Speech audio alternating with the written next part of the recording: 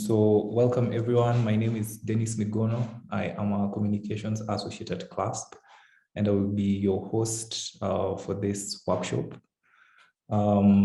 We look forward to an engaging and informative session. Please allow me to go over a few house rules for your convenience. One, today's session will be recorded, and that recording will be available after the event. Two, all attendees are currently muted to ensure that the event flows smoothly. However, participants may unmute during the question and answer segments that we'll be having later on. Three, if you have any questions for the presenters, please feel free to let us know using the raise your hand feature, and we will give you an opportunity to speak. We encourage openness and information sharing. We also encourage you to use real-life examples of your organization's or company's experience to enrich the conversation. We also encourage you to share any questions that you may have with us and to give us your feedback about this particular workshop or any particular issue that pertains to the help desk. And then we'll also be issuing a certificate of participation to all the attendees. At a later stage during the workshop, we will share a link to a survey where we will request for your details. That will be your name, the organization that you're affiliated to, and an email address for us to forward that certificate to you after the event. Our trainer for today is Rebecca Rhodes. She leads the circularity program at GOGLA. And then we also have with us John Amboya, who is an environmental and social safeguard specialist, and Monica Ombui, senior associate at CLASP. But before Rebecca proceeds with the presentation, I'd like to invite my colleague, Monica, to give opening remarks. Monica, welcome. Thanks, Dennis. And hello everyone and welcome. As Dennis mentioned, my name is Monica Wamboi. I work with CLASP of our Nairobi office as a senior associate. And I want to thank you again for joining this workshop on e-waste 101, Introduction to E-waste Management for Off-grid Solar Companies. So this is the third webinar that the workshop is holding. The past, we've had two others, and we will be sharing more details on where you can find the recording and the presentations on the same at the end of this workshop. So we invite you to stay tuned for that. And then, so the help desk was created to provide technical assistance to applicants of the Energy Access Relief Fund through funding from the World Bank. And the fund is being managed by CIMA. And so the help desk is providing support on specific topics around ESMS, including e-waste management, development, implementation, improvement of ESMS, stakeholder engagement, labor and working conditions, sustainable supply chains, as well as the GOGLA Consumer Protection Code. So this webinar is one of the capacity building strategies that the help desk is utilizing but we would also want to invite you to reach out to the help desk. You can see that email address there. So the EARF helpdesk@clasp.ngo. Please feel free to reach out to us in case you would like individual support on any of the topics that I have just mentioned. But on today's topic, the role of proper e-waste management but towards that achievement of circular economy cannot be ignored. However, at the same time, the complexities cannot at the same time be ignored. They are quite pertinent because circular economy looks at the extension of the product life. It looks to reduce waste. It looks to regenerate our environment. And so this workshop today will introduce us to e-waste management for off-grid solar companies, what it is exactly and what it would mean for your businesses, what fractions exist when you think about e-waste for off-grid solar products, what is the status of the e-waste environmental landscape when you think about legislations and other elements such as that, what is happening, and finally, it will be making a case for what are low-hanging fruits for your organization when you're beginning to think about creation of e-waste management plans for your organization. And so, as Dennis mentioned, we have Rebecca Rhodes with us who will be taking us through this session. I invite you to participate as much as possible, to ask as many questions as possible, and hope that this is, and pray that this is going to be a fruitful webinar. Thank you, Dennis, and welcome, Rebecca. Thank you, Monica, for that introduction.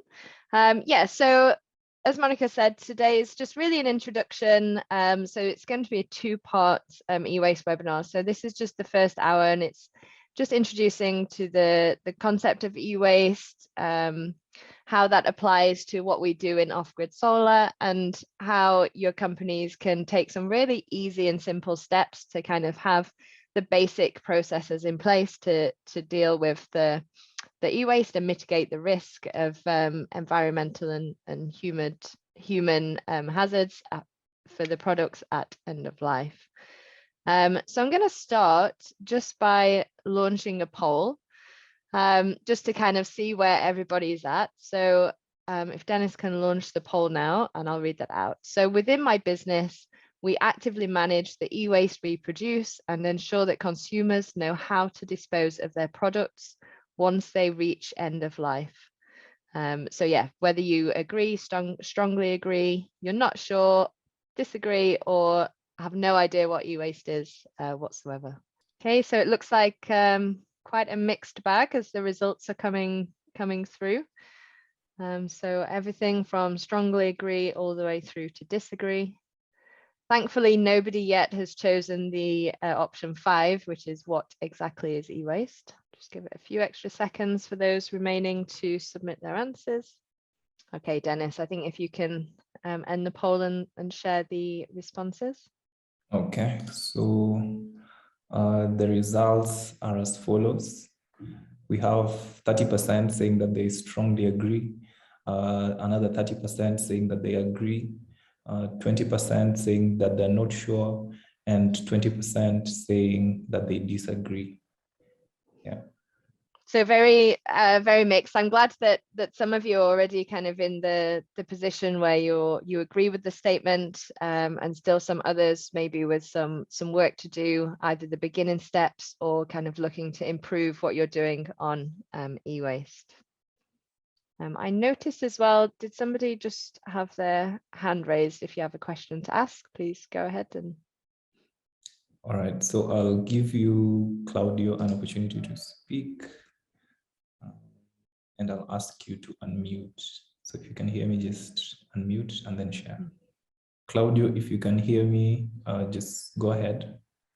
Okay, well, let's make a start and then we can come back to that. All right. Claudio, if you had a question, yeah, either type it in the chat and I'll try and answer it, or we'll come back to it at another point and have a Q&A. So yeah, what am I going to talk about today? So I'll start off just by touching on e-waste, what it is and why it's important, how this relates to the off-grid solar sector, and what the low-hanging fruit are for your companies, as well as where to learn more. So globally in 2020, 54 million metric tons of e-waste were generated across the world. And this is e-waste from all electronics. So the proportion of that comes from off-grid solar products is quite small. We think maybe 2 or 3% in off-grid markets. But many in the industry are already driven to take action to mitigate the risk. And I think you as companies also know that the investors and funders are also really keen that companies are responsible in this area as well. So what is e-waste? So also known as waste electronic and electrical equipment, or WEEE. So globally, it's the fastest growing waste stream in the world, and it's grown by 21% in the last 5 years. And this is mainly due to high consumption rates, short product life cycles, and very few options for repair and refurbishment as well. So I just want everybody to take a minute to think about the last mobile phone that you own. So not the one that you're using today, but the one that you had previously. And just pop in the chat where that phone is now. So whether it's you disposed of it, whether you passed it on to somebody else, whether it's at home somewhere. So mine, I can tell you where mine is, and it's in the bottom drawer of my bedside table. I don't know why. and it's been there for 6 months already. So again, another one in the bottom of a drawer. I gave it to a friend, passed it on. Yeah, good. That's nice to see that things are being reutilized as well. Yep, 2 years in the house. Yeah, so I have to admit as well, I also think I still have my first and second mobile phones as well, still somewhere, probably in my parents' home. So yeah, so this kind of behavior is known as hibernation, and this is very typical of electronics consumers. And we find that off-grid solar consumers also do the same. So when their product breaks, often they will leave it at home. It has an intrinsic value because relatively they've paid a lot of money for this product. And so e-waste management in this respect is not as simple as what we might think. It's not a case of it breaks and then it's immediately disposed of or returned or repaired or recycled. So there's lots of complexities that we need to understand. So in the UK, it's thought that only around just over a third of mobile phones have actually been formally recycled. And here we do have quite good recycling facilities. And users typically hibernate their phone for 3.5 years for every 2 years of use. But the problem with this behavior is that the value of raw materials from that e-waste that's either been hibernated or if it's disposed of inappropriately, it will be dumped or burned, have reached in 2020 $57 billion. So this is all the gold, the silver, and the high value metals that are recoverable from electronic products. So again, it's really important that as members of the electronic sectors, we do as much as we can to introduce circularity and recycling into our business models. And then finally, in this section, I just wanted to share the waste hierarchy. So any waste is leakage from the system, and this is the circular model. So most preferably is the prevention.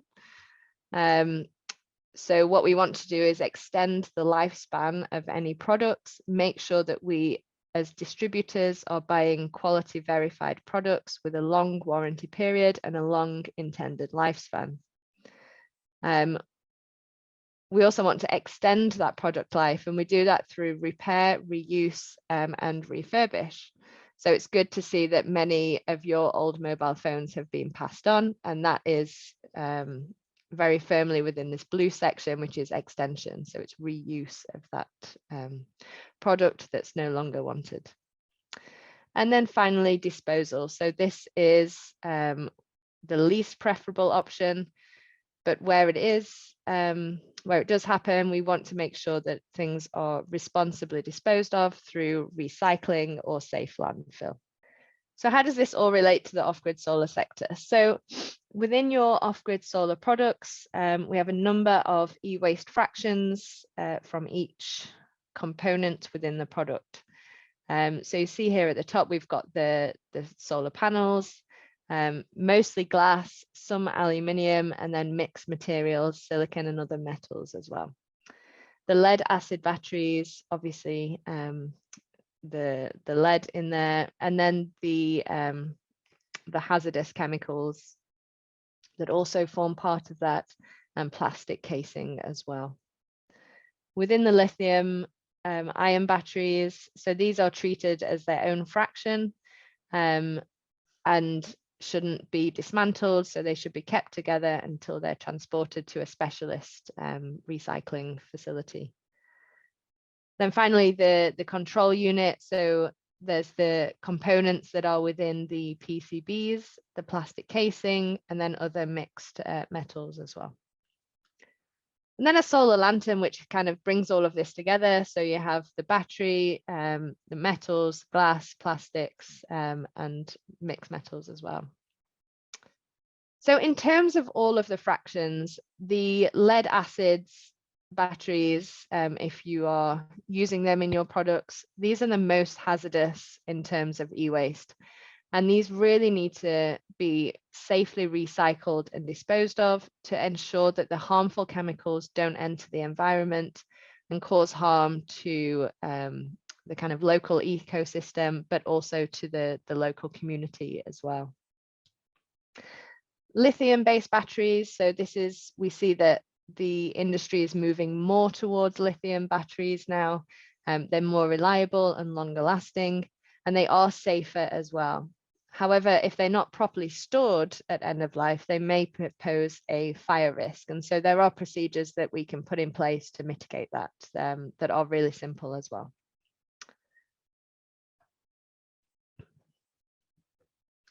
So where do we find e-waste in off-grid solar? So I'm going to start at the far right here, actually. So the customer take-back schemes. So many companies, I think, kind of think they don't have e-waste because they don't have a customer take-back scheme. They don't collect the products when they reach end of life.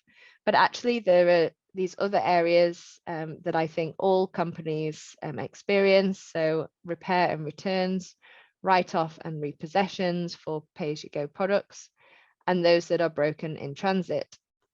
And all companies experience those.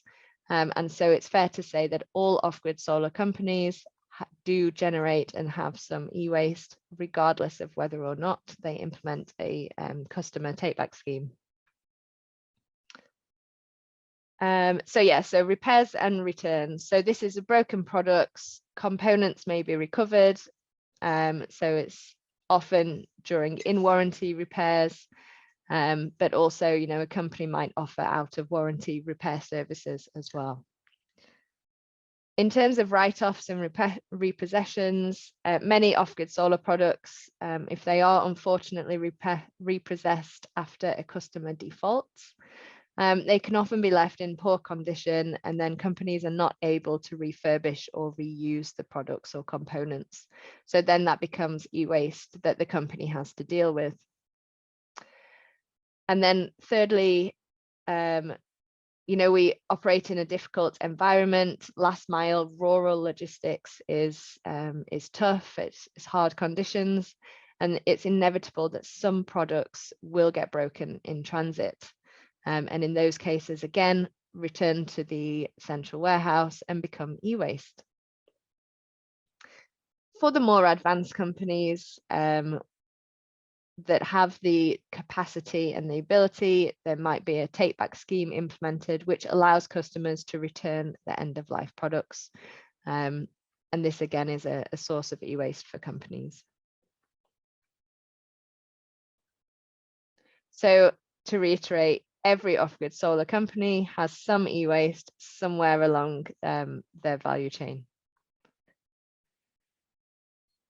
Within the sector, there are many barriers to e-waste management, and it is a difficult area. It's not profit making, so companies often will try to avoid it, but obviously that's not what we want. But to summarize the barriers, so first of all, there's a lack of consumer awareness about the hazards, about the options for disposal. And this means that customers hold on to broken products, or they might dump them or burn them rather than returning them to the company or making sure that they're responsibly disposed of. E-waste management is expensive relative to the cost, say, of a typical solar lantern. And this is exacerbated by there being low volumes, and so companies cannot utilize economies of scale with pricing from recyclers. And then to add to that, we're serving low-income customers as an industry, and we really don't want to kind of add on extra pricing to the upfront cost for companies as well. Within the markets that you are working in, it's fair to say that there's a lack of recycling infrastructure. So very few off-grid markets have adequate e-waste facilities for companies, and I'll touch on this a little bit later in the presentation as well. And because of this, companies struggle to find appropriate solutions for their end-of-life products. It would also be really good, actually, if you are working with a recycler currently in your market, if you could just pop in the chat where you're located and which recycling service you use, whether there's one available or not, just so that we can kind of see and share what's available. Fourthly here, it's really difficult for companies to access good quality spare parts if they do want to incorporate repairability within their value chain. So minimum order quantities and high importation costs can make accessing the spare parts quite difficult. Whereas we can, in many markets, import solar products free of VAT and import charges. That's not the same for spare parts if they're being imported separately, unfortunately. So this makes it kind of complex and costly to undertake good quality repairs. And then finally, there's across the markets in sub-Saharan Africa and Asia, it's likely that the e-waste legislation is either nascent or non-existent. So at the moment, only 13 off-grid markets in sub-Saharan Africa have regulations for e-waste management. And of those, the extended producer responsibility is the common approach. And so this is where the government approach is that the polluter pays. And so the company that's bringing the products and importing the products into the market or manufacturing them is the one that's responsible for the end of life of those products. Okay, so despite all of those barriers, why then should a company manage its e-waste? And I think this is where it becomes, actually really interesting, because within e-waste management, there are a lot of opportunities that companies can utilize as well. So first of all, we need to focus on environmental and consumer protection as responsible businesses. It can also help companies protect their brand image. And so making sure that customers and the local communities know that the company is taking responsibility for end-of-life products and helping them to protect and avoid polluting their own environment is really good for building the reputation of your brand. It can also help with customer retention. So encouraging a customer to return a product once it reaches its end of life gives you another touch point in order to make another sale, a replacement sale or an upselling of that customer. You could also offer a discount for any customer that returns a broken lantern, for example. And so you can also use this to attract new customers as well. We're all here today because of the Energy Access Relief Fund. And so it's fair to say that actually having good e-waste management built into your operations from the beginning makes your company more attractive to investors. Investors are increasingly looking at whether or not a company takes the right actions and has the right risk mitigations in place. And this covers many times e-waste management as well. And then finally, more and more governments in Africa in particular are waking up to the problem of e-waste and are discovering and developing government regulations to manage e-waste within their countries. So I think if companies already have this built into the fabric of their operations, they'll be able to easily respond to any government regulation that comes into place. So next up, just want to look at how the e-waste ecosystem exists. So as I said before, there's 13 markets in sub-Saharan Africa that have some kind of e-waste regulations, and this is just a quick download I took from the Global E-Waste Monitor. And using the links shared here, you can actually go and look at what regulations apply to your markets and understand how that might affect your business. And yeah, I think these, as the slides will be shared after the recording, you'll be able to go and explore both of these resources as well. When it comes to recycling services, so Kenya, Rwanda, and Nigeria all have facilities that are well equipped to manage e-waste from off-grid solar. Across other markets, though, the availability of services, it varies. There is a growing number of recyclers becoming available, but it's still relatively small and slow growth.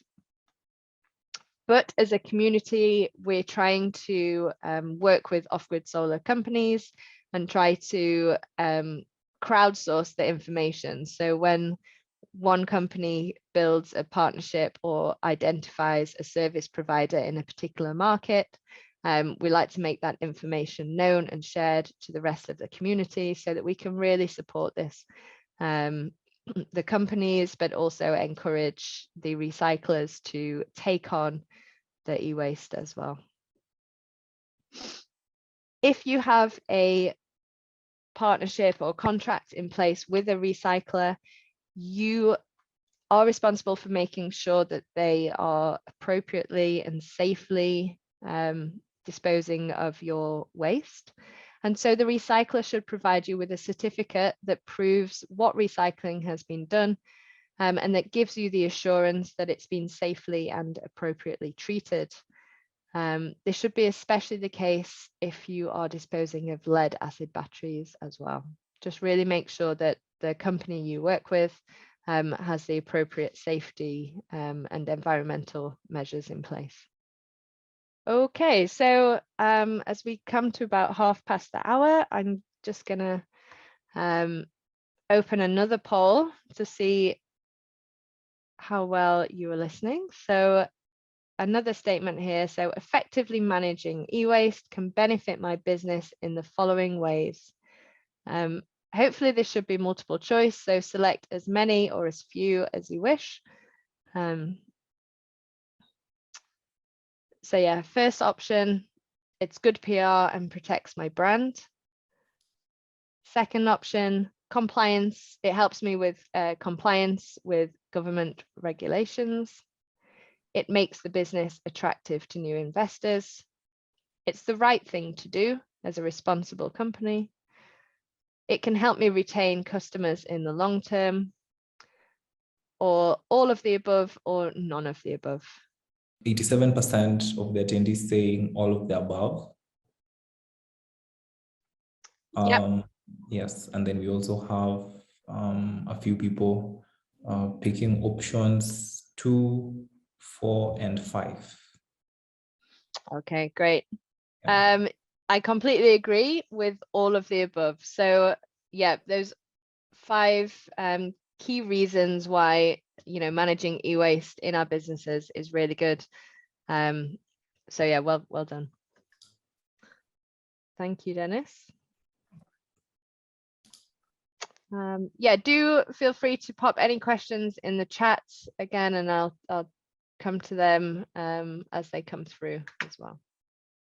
Okay, so when it comes to what we can do as off-grid solar companies for e-waste management, there's we have to understand that every kind of company situation is different.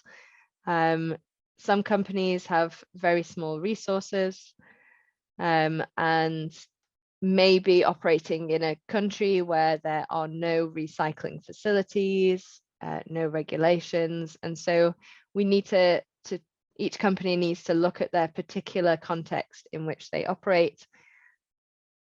But beyond that, there are some things that I believe that every company can do. And actually, the Energy Access Relief Fund has it right here. So they have written into their ESMS for e-waste 5 things, I believe it is, as kind of basic steps that every company should be taking towards e-waste. And these are really quite simple things that can be done. And just to make sure that you have built e-waste into your management from an early stage. So the first is about extending the product lifespan. So this is looking at product quality standards, and it's fundamental to ensure that any product that you sell is of as high a quality as possible, and so that it prolongs the lifespan, it reduces the likelihood of malfunction or breakage, and it makes sure that there is a warranty in place as well. And so the Verisol certification standards as the minimum that we expect here as well. Secondly is compliance with national laws.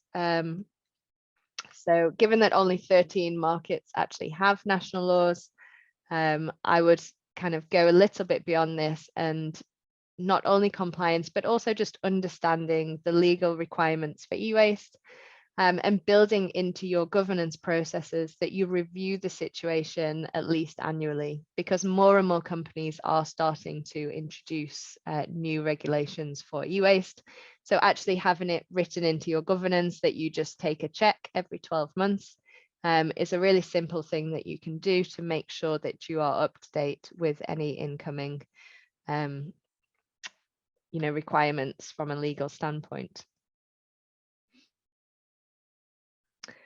Thirdly is the safe management of hazardous waste. So as I mentioned before, the most hazardous thing is lead acid batteries within a typical solar home system.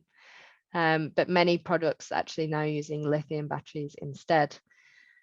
Fundamentally, what we want to do is make sure that all of our staff are trained and that there are proper processes and procedures in place for the handling and storage of e-waste. So this is making sure that perhaps your technicians have access to safety gloves when they're handling used lead acid batteries, or that your storage warehouse facilities for where you store your e-waste has the appropriate kind of containers in place as well. And again, there's guidance for this I'll share shortly, which is really easy and simple to implement. It's not expensive and it's easy to do.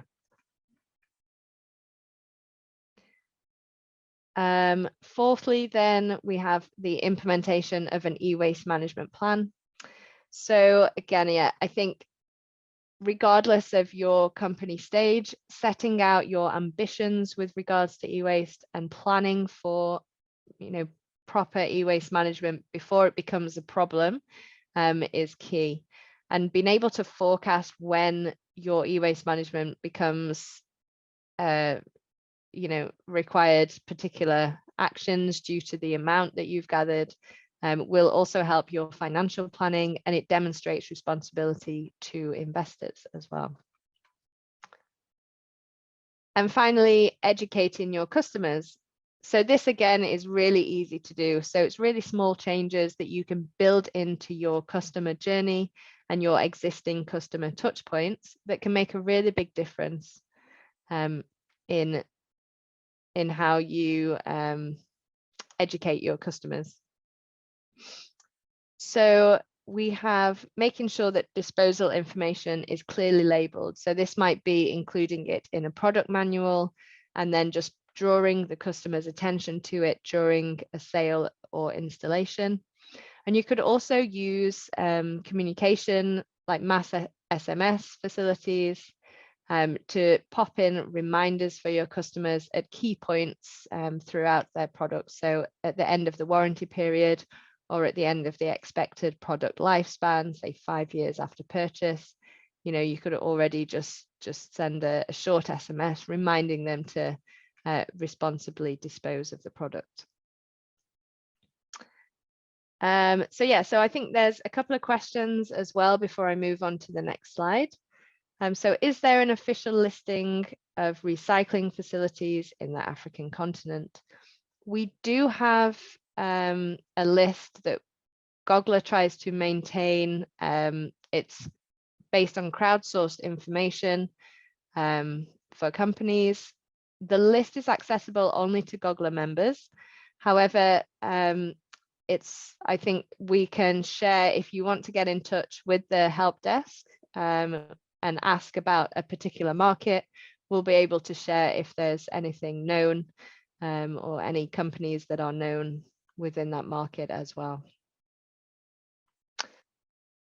And secondly, is it possible for a company to do all of the prevention, extension, and disposal processes?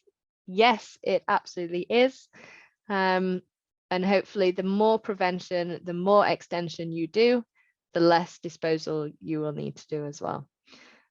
So yeah, companies are building in refurbishment processes, really trying to utilize all of the kind of recovered and returned materials, making new business opportunities through selling refurbished products as well, and therefore extending the lifespan. But ultimately, anything that cannot be repaired or refurbished will be disposed as well. Hopefully that answers your question, Murray, but let me know if you have a follow-up. Okay, so moving on then to where can we find out more? So all of these 5 things are, basic steps that you can take, and I really encourage you to have a look at each one of those. But there are tools that can help for everyone as well. So at GOGLA, we developed the e-waste toolkit, which is 6 modules, including a briefing note and a webinar for each one. And this covers everything from a basic introduction to recycling, to looking at the financial management for e-waste, customer behavior, take back and collection schemes, and various types of policy and regulations that you might come across. These knowledge products will really give you the foundation to better understand e-waste and how it relates to what you do in your operations. Beyond that, we have the Circularity Toolkit, which is a suite of blueprints which can help you implement e-waste management in your company. And so this includes, for example, an assessment kind of checklist, which helps you understand where you are today and provides recommendations for next steps that you can take as a business. There's some tools to help you plan, design a policy, design processes that suit your business and help you manage e-waste within your own procedures, and also executing. So for instance, there's a list of KPIs that you could use to monitor and measure your e-waste. There's a template contract that you can use in order to support your partnerships with recycling providers, and a checklist that you can help you make sure that your recycler is really carrying out the waste disposal in a safe and environmentally friendly way. So yeah, do check out these resources, and you will get all of the links to this later as well. There's also a report that was published last year, and this shares the insights and the lessons from the Global Leap Solar E-Waste Challenge. And this was a series of 8 projects that were undertaken by off-grid solar companies and recyclers in Kenya, Zambia, Uganda, Rwanda, and Nigeria. And those projects covered everything from consumer awareness raising and incentivization, take back and collection schemes, repair and refurbishment, and recycling. And there's loads of really good insights and recommendations for companies in there as well. So I really encourage you to go and read that report as well. Finally, there's an organization that works a lot on e-waste management and supports the sector in this area quite significantly. And they publish some guidelines for how companies can simply and easily manage and store lithium batteries in the sector. So there's a couple of white papers produced by them as well that will give you some tips and guidance for how to handle, store, and transport lithium batteries that have reached their end of life.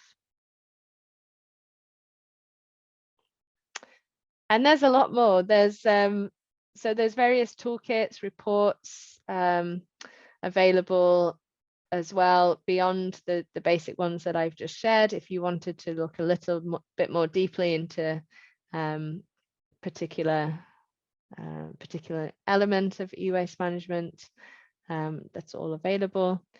But we will be collating all of these different resources into one place for you to make it really easy for you to access and get hold of everything that you need. Okay, so that's me for today.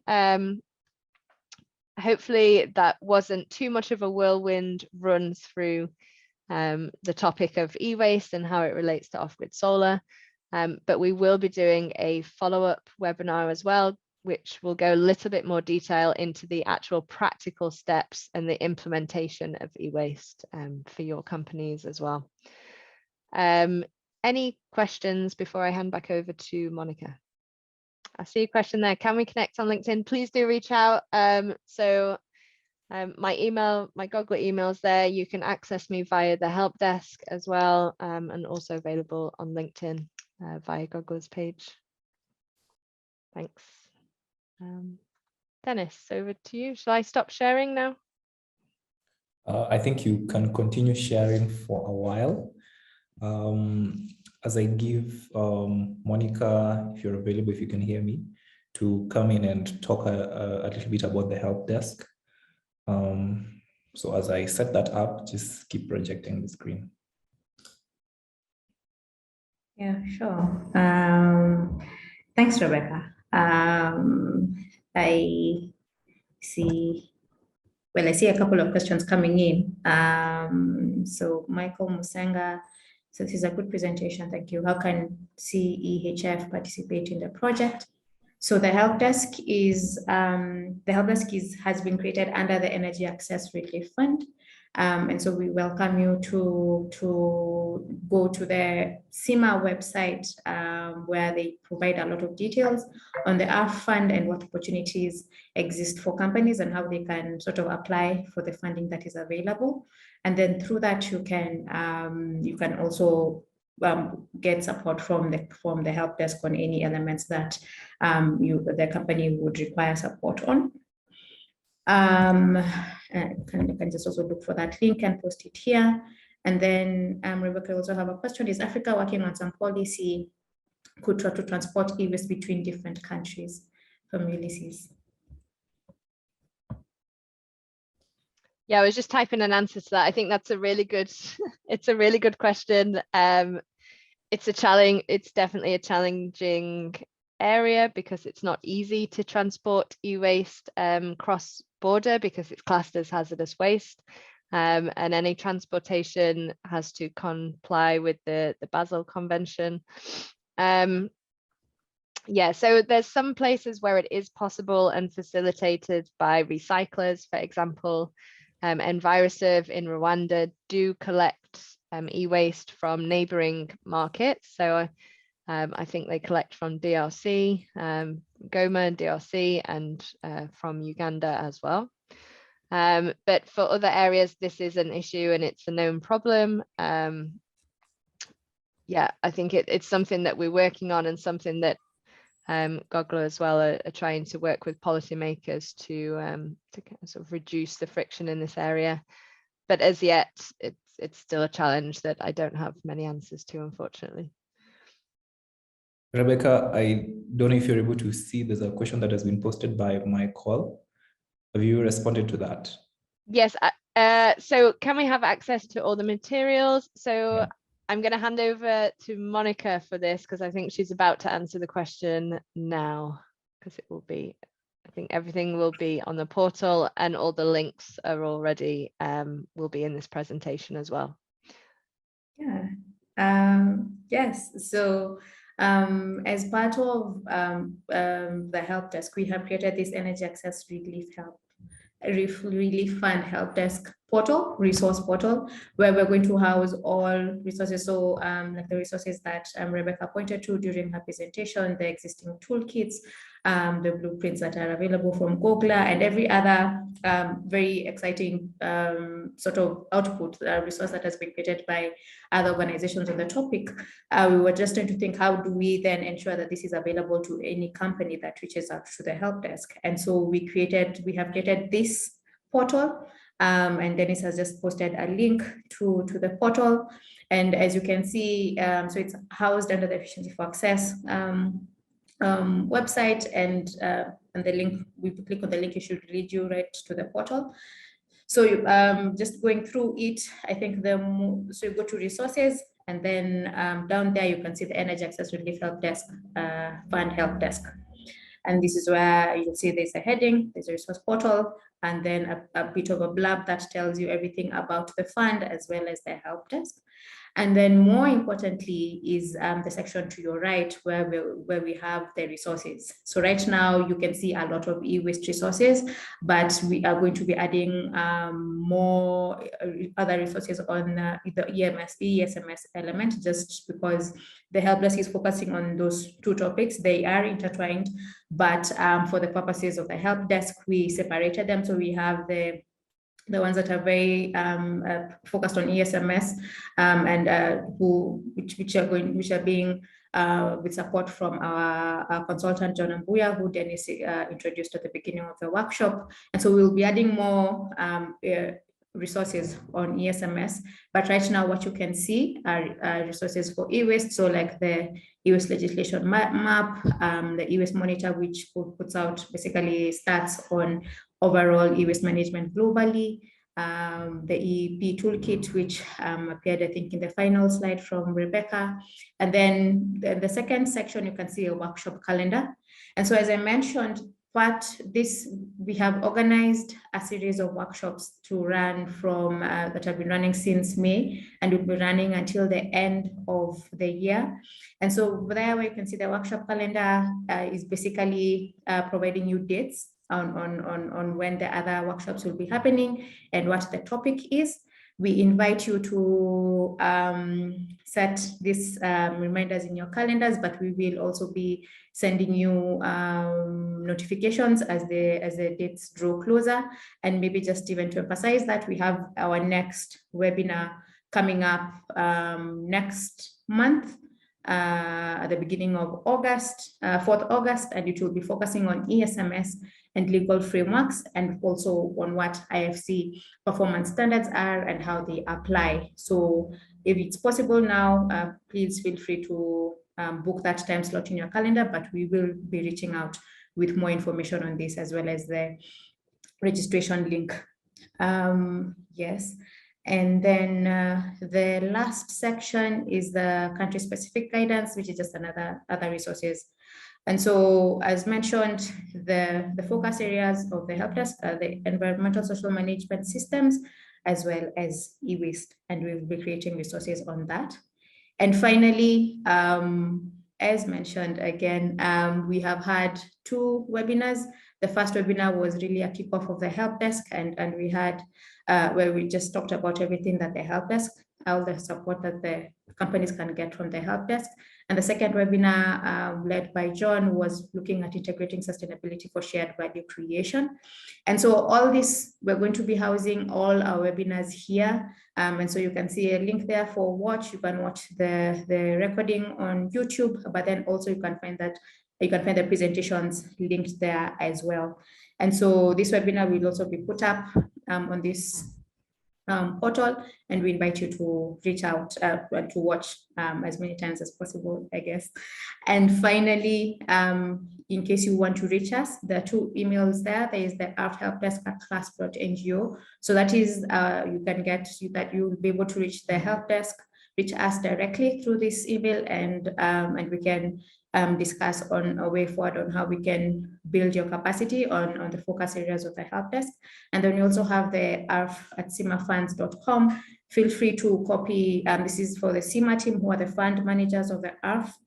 and we encourage you to copy them in our emails. And in case you have any queries on the fund, if you've already made an application to the fund, please feel free to reach out to them also on this email address. Yes, and we are really looking forward to you reaching out to us and us working with you on these very important topics. Thanks, Dennis. Okay, thank you, Monica, for that very insightful rundown through the help desk. So we encourage you to explore the help desk some more at a later time.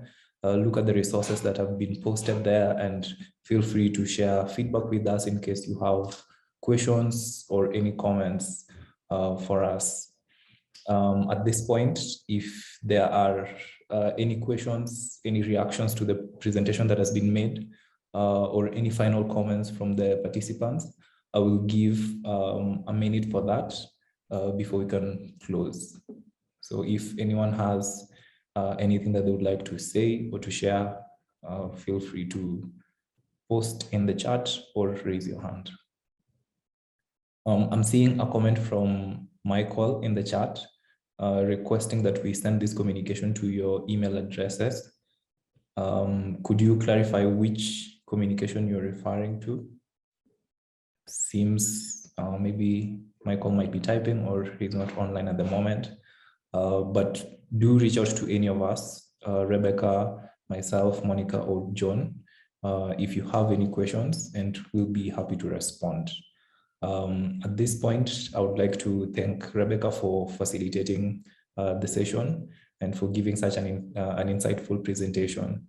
And to my co-host, Monica, and John, also in attendance, for making time alongside all the participants who attended this workshop. As I mentioned, we are going to be giving certificates of attendance.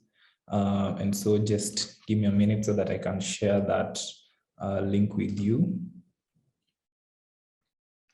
There's a question, Monica, about the relief fund. Do you have a, I guess any questions on the relief fund can be made direct to SEMA. Yep. Oh, you're muted. The fund is available to companies working in Sub-Saharan Africa as well as Asian countries. And so, but I would ask that that people reach out to the EARF ESMS funds email address for any questions that they would have regarding application. Yes, but it's expansive, the geographical. Okay, I think we have more comments coming in. Could you share the slides for this presentation to our email, to your email addresses? So yes, we will do this after this session. We will be sending a thank you email to all the participants. And in that thank you email, we will attach a recording of this session. We will also provide a link for the next session for you to be able to register. And we'll also provide a link to the presentation that was made by Rebecca. So yes, we will send this to you. And then there's also a request for your email address. Rebecca, are you able to quickly post that? Yeah, it's in the slides as well. So for anyone that doesn't catch it, it will be in the slides that are sent out. Okay. And then Clara says that they've tried signing up for the E4A newsletter. There's a problem with the form, with the sign up form at the moment. However, just reach out to me on email and I'll add you manually to the recipient list. So I'll just post my email address also for your convenience. As we are working on that, I've posted another link for a survey. So that survey will allow us to collect your details. That is your name, the organization that you represent, or your affiliation. And we will use that to generate a certificate of attendance for this workshop as proof that you are part of it. So please complete the survey, and then we'll be able to generate that certificate for you. Reiterate Monica's, if you have any questions after looking at some of the resources as well, just reach out to the help desk and we'll be able to answer your questions and hopefully include them into the next e-waste webinar at the end of August as well. Okay. All right. So thank you everyone for making time to attend the workshop. It was a very insightful presentation, as I mentioned, and also very engaging. So we really appreciate your comments and your questions in the chat. And we hope to have you on board for more of our workshops. Enjoy the rest of your day. Thank you. Thank you.